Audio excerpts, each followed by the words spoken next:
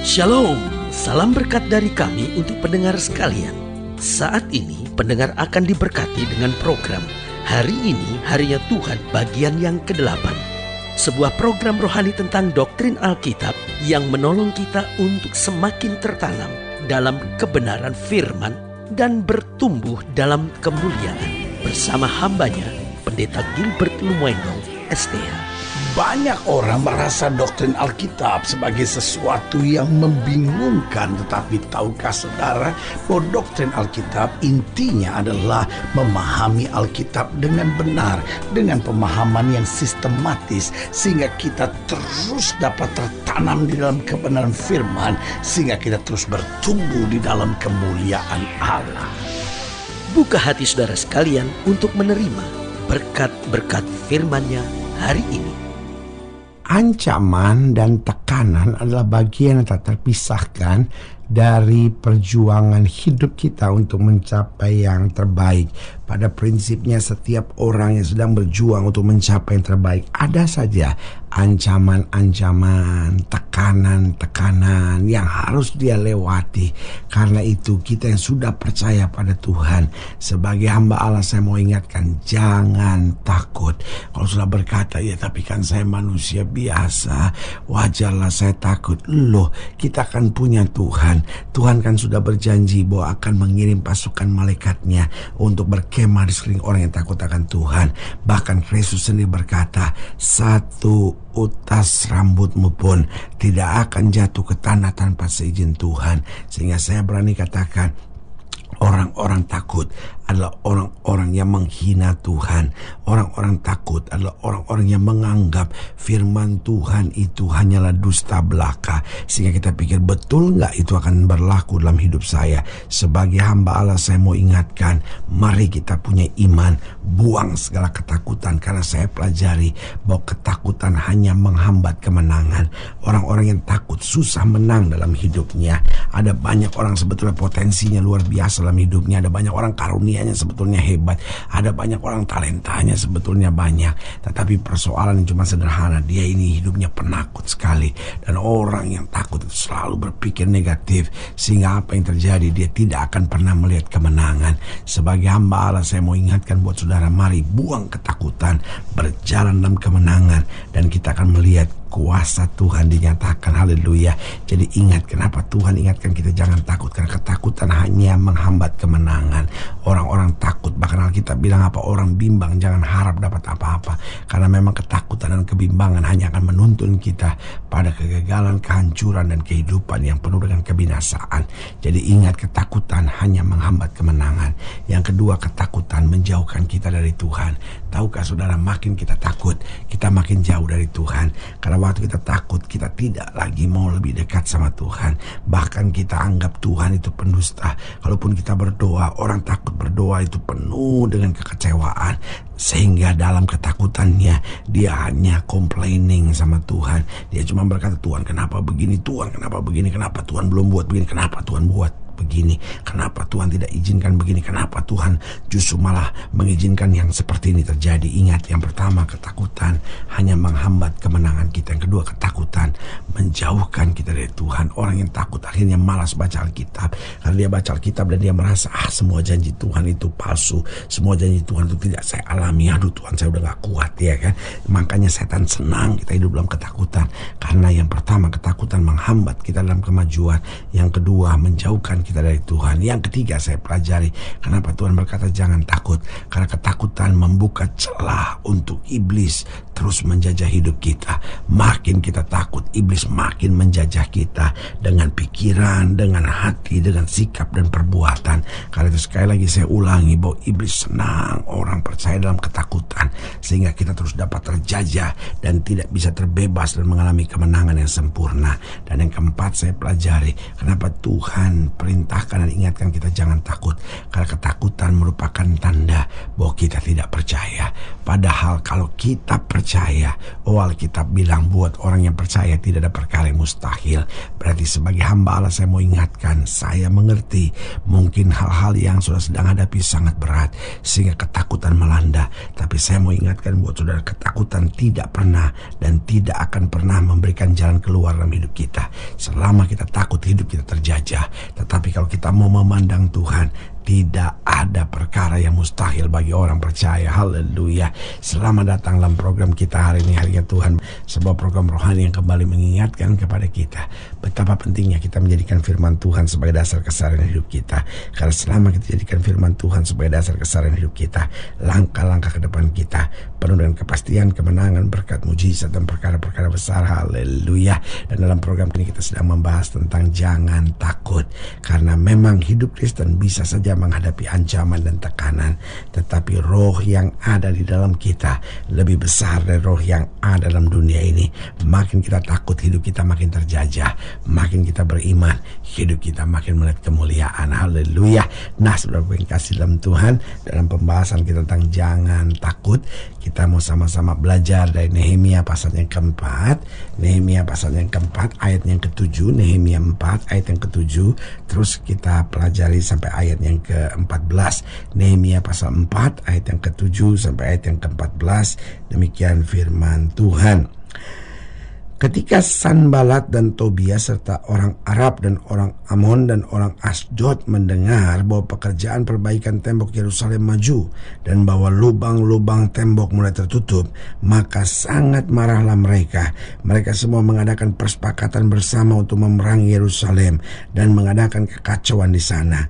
Tetapi kami berdoa kepada Allah kami dan mengadakan penjagaan terhadap mereka siang dan malam karena sikap mereka. Berkatalah orang Yehuda, kekuatan para pengangkat sudah merosot dan puing masih sangat banyak. Tak sanggup kami membangun kembali tembok ini. Tetapi lawan-lawan kami berpikir, mereka tidak akan tahu dan tidak akan melihat apa-apa sampai kita ada di antara mereka, membunuh mereka dan menghentikan pekerjaan itu. Ketika orang-orang Yahudi yang tinggal dekat mereka sudah 10 kali datang memperingatkan kami, mereka akan menyerang kita dari segala tempat tinggal mereka. Maka aku tempatkan rakyat menurut kaum keluarganya dengan pedang, tombak, dan panah di bagian-bagian yang paling rendah dari tempat itu, di belakang tembok, di tempat-tempat yang terbuka. Kuamati semuanya, lalu bangun berdiri dan berkata kepada para pemuka dan para penguasa dan kepada orang-orang yang lain, jangan kamu takut terhadap mereka. Ingatlah kepada Tuhan yang maha besar dan dahsyat, dan berperanglah untuk saudara-saudaramu, untuk anak-anak lelaki dan anak perempuanmu, untuk istrimu dan rumahmu. Perhatikan, jangan kamu takut terhadap mereka. Ingatlah kepada Tuhan yang maha besar dan dahsyat. Dengan lain kata, orang takut adalah orang yang tidak ingat Tuhan. Dan sebaliknya, kalau kita ingat Tuhan, kita tidak akan pernah takut. Karena itu prinsip-prinsip sederhana yang harus kita mengerti. Bagaimana di tengah masalah, persoalan, ancaman, dan tekanan kita bisa tidak takut. Yang pertama, tetap berdoa dan ingat firman Tuhan. Itu penting sekali. Doa memberikan semangat baru, karena doa adalah nafas iman kita. Artinya selama kita berdoa, kita akan ada semangat. Selama kita berdoa, kita akan ada kekuatan. Selama kita berdoa, kita akan ada iman untuk maju. Karena itu tetap berdoa dan ingat firman Tuhan. Karena Alkitab ajarkan kepada kita, firman Tuhan itu pelita bagi kaki kita dan terang bagi jalan kita. Selama kita masih ingat firman, maka kita ada semangat untuk maju. Persoalan seringkali kita sudah tidak ingat firman, kita cuma ingat kepahitan, kekecewaan, tekanan, sakit hati, beban yang berat. Karena itu sebagai hamba Allah saya mau ingatkan, mari kita tetap berdoa dan tetap ingat akan firman Tuhan. Yang kedua, kita harus tetap beriman dan tetap maju. Artinya apa? Kita tetap beriman, kan kita sudah ingat firman, kita terus beriman. Pokoknya apa yang Tuhan nyatakan, apa yang Tuhan janjikan, itu yang kita imani. Walaupun mungkin kita nggak merasakan, walaupun mungkin air mata mengalir, walaupun mungkin sakit sekali yang kita hadapi, tetapi tetap ingat bahwa Tuhan tidak pernah gagal. Ingat bahwa Tuhan tidak pernah mengecewakan. Ingat Tuhan selalu berikan yang terbaik. Dan dengan langkah yang pasti kita maju. Meskipun air mata mengalir, meskipun hati goncang, tetap tetap maju, karena Tuhan tidak pernah akan mempermalukan kita. Bagaimana agar kita tidak takut? Yang pertama, tetap berdoa dan ingat firman Tuhan. Yang kedua, tetap beriman dan tetap maju. Yang ketiga, serahkan hidup kita sepenuhnya pada Tuhan. Oh, saudaraku yang kasih dalam Tuhan, serahkan hidup kita sepenuhnya hanya pada Tuhan. Karena justru dengan situ kita akan melihat kuasa Tuhan, kita akan melihat pembelaan Tuhan, kita akan melihat campur tangan Tuhan yang luar biasa. Saudaraku yang kasih dalam Tuhan, jangan serahkan hidup kita pada masalah. Jangan biarkan hidup kita dikendalikan oleh persoalan. Serahkan hidup kita sepenuhnya pada Tuhan. Oh, doa Yesus di Taman Getsemani luar biasa. Yesus berkata, Bapa, kalau boleh zaman yang lalu, tapi biar bukan kehendakku yang jadi, melainkan kehendak-Mu yang terjadi. Itulah penyerahan penuh kepada Tuhan. Waktu kita menyadari bahwa yang terjadi hanyalah kehendak Tuhan, kita akan tetap kuat dalam segala hal. Dan yang keempat, bagaimana agar kita tidak takut? Sadari bahwa setiap kita tidak pernah ditinggalkan oleh Tuhan. Tuhan berjanji, Aku akan menyertai engkau sampai kesudahan alam. Kita bisa saja gagal, kita bisa saja mengecewakan Tuhan. Tuhan tidak pernah gagal, Tuhan tidak pernah mengecewakan kita. Karena itu setiap pendengar yang diberkati Tuhan, saya percaya tidak kebetulan sudah mendengarkan program ini.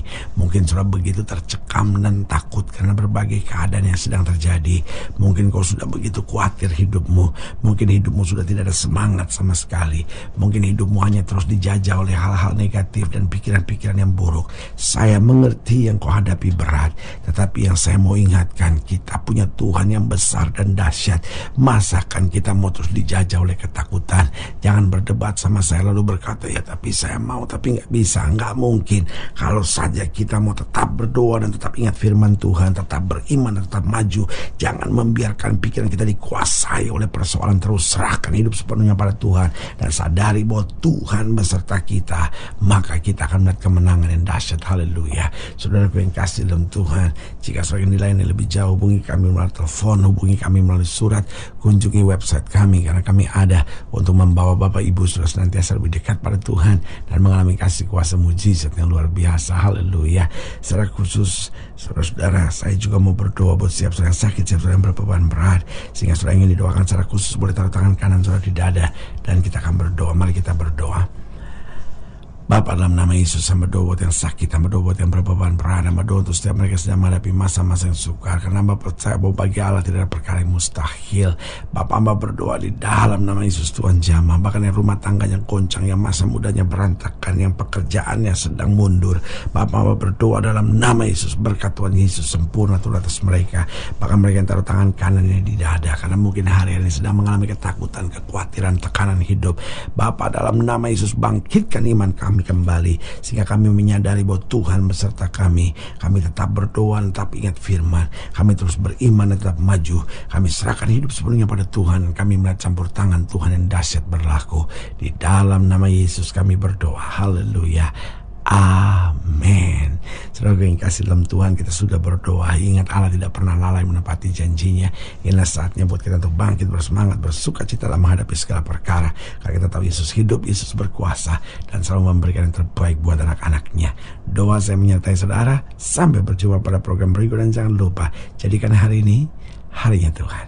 Haleluya.